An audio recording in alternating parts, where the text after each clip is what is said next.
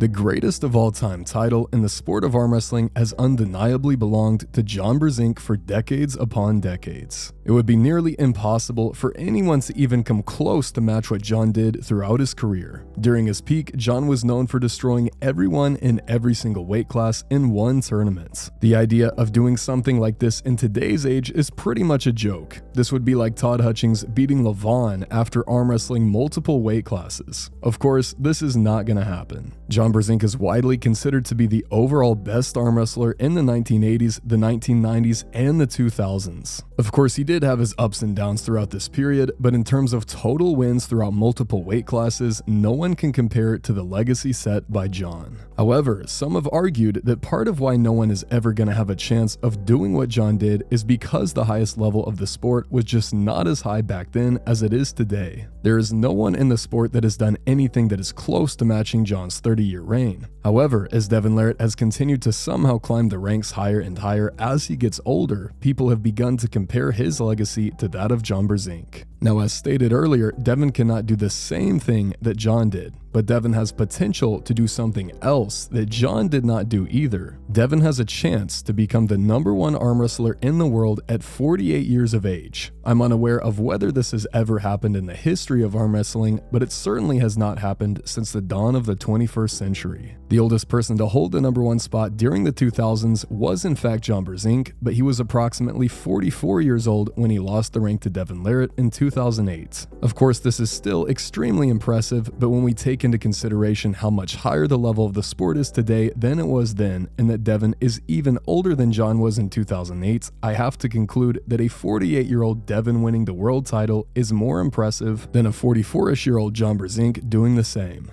But who cares about that? That's simply one piece in the overarching legacy of John. Devon has reached a higher peak level than John, but that doesn't make him the GOAT. And I also understand this perspective. GOAT status is much more so about legacy than it is about peak level. In the same way that a lot of people would consider Michael Jordan to be the GOAT in basketball, while conceding that LeBron may have had a higher peak level, many people will always have John down as the greatest, while perhaps conceding that someone like Devon, or more realistically Levon Saginashvili at the moment, has had the highest peak level. In my opinion, the greatest arm wrestler of all time title is more about having the most impressive career over the course of your entire life. And for a long time, I would have said that John's overall career was clearly way more impressive than Devon's. But as soon as Devon defeated Michael Todd in 2021, there was a slight reversal of trajectory that occurred. Before then, it looked like Devon was already on his way out of competing with the top-ranked super heavyweight guys. He had lost to Michael Todd and to Denis Saplinkov, age was beginning to catch up with him, and he honestly still looked like a weight class puller. But after King of the Table 1, when Devon weighed in over 290 pounds and smashed Michael Todd, we started to realize that Devon had a whole other level that he had never before tapped into. And as we know, this is what kicked off his insane climb to the very top of the sport over the next few years. Devon made it all the way to the top, got thrown back down to the bottom again by Levon, and now is back to where he was before with another chance of claiming the peak of the mountain. And along the way, he defeated people that almost no one would have given him a chance against before.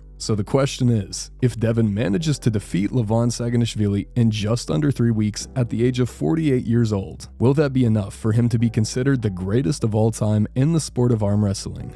I have a feeling that a lot of people will answer no to that question, but probably some people will answer yes already. And if the answer is no, this leads us into the follow-up question of what would he need to do in order to achieve this status? If he defeats Levon and then maintains his title for another year, is that enough? Or if he manages to maintain the title through the age of 50, would he then have the right to the title? These are all interesting questions, but I think that this discussion cannot be comprehensive without also bringing Levon Saginashvili into the discussion. And again, the interesting part about this is that Levon will never be able to do what John Brzenk did. And of course, he's too young to do what Devon Larratt is attempting. But Levon also has done something that neither John or Devon have ever done in their career, or at least not at the level Levon has done it at. Now, Levon did technically lose a couple rounds against Hermes Gasparini in their match, but it's hard to say whether or not that really counts since the match was already over and those rounds did not ultimately affect the result of the match. As far as rounds that actually affect the result of the match go, Levon Saginashvili has yet to lose a single round in his professional career. And at this point, it's been like 7 years or something crazy. And there are people who will bring up the fact that Levon has not pulled very often throughout this period, and this is true. But at the same time, a lot of this is just because no one even wants to pull him. There's only a few people at a time that are even in the vicinity of Levon's level that would make for a somewhat fair match. Levon could pull some random top 50 guy if he wanted, but what's even the point? So if Levon just totally destroys Devon again 6-0, now at a point in time where even Devon LARRATT has separated himself from the rest of the pack, what does this mean? Does this mean that Levon is the GOAT at this point? If this happens, is it fair to compare Levon's 7-year perfect win streak to John Brzenk's 30-year legacy? And if not, the same question applies for Levon. What would he have to do in order to someday achieve the greatest of all time status? Does he need to remain undefeated for 10 years? Maybe 15 years? What would he need to do that would make his legacy, while very different, overall more impressive than that of John Brzenk? Now, there will be some people who hold the position that there is nothing that either Devon or Levon could do to ever match the legacy of John Brzenk. John will always be the GOAT, and that is all there is to it. And I definitely do understand this position. I always find myself cheering for John regardless of who he is going up against, and there is something that just doesn't quite feel right about even considering the possibility of someone other than John being called the greatest. But the position from the opposing perspective says that both Devon and Levon continue building and building onto their legacy, and there has to be a tipping point eventually. So let me know what you guys think about this whole conversation. I do find it very interesting, but I'm honestly not even sure what I think about it. The thing that is so difficult is the fact that everyone's legacy is completely different. John, Devon, and Levon have already done plenty of very impressive things and very unique things. Of course, trying to determine which out of the three have had a more impressive overall career is totally subjective. It comes down to what category an individual finds more impressive. On one hand, we have Devon probably reaching the highest level ever for someone of his age in recent history, and on the other hand, we have John, although not on quite as high of a peak level as Devon throughout the period, managing to maintain a super high level for nearly 30 years, and while at a lower body weight. And finally, we have Levon having a much shorter career than either of the other two, but likely maintaining a higher level than either Devon or John's absolute peak throughout that entire period. I think it's really difficult to figure out which one of those three is actually cooler. And I'm making this video now before the Devon versus Levon match because I think that the discussion is likely inevitable regardless of who wins. If Devon wins, people will be calling him the GOAT, and if Levon wins, people will probably be calling him the GOAT as well. And just as a disclaimer, at the end of the video, as stated earlier, I am definitely a big John Brzenk fan, so I mean no disrespect toward him whatsoever. But I have seen other people discussing this topic and thought I might as well ramble about it myself. But let me know in the comments exactly what you think Devon or Levon would need to do in order to achieve the title of greatest of all time. Or if you think that this task is simply not possible. And we are officially less than 3 weeks out from the match.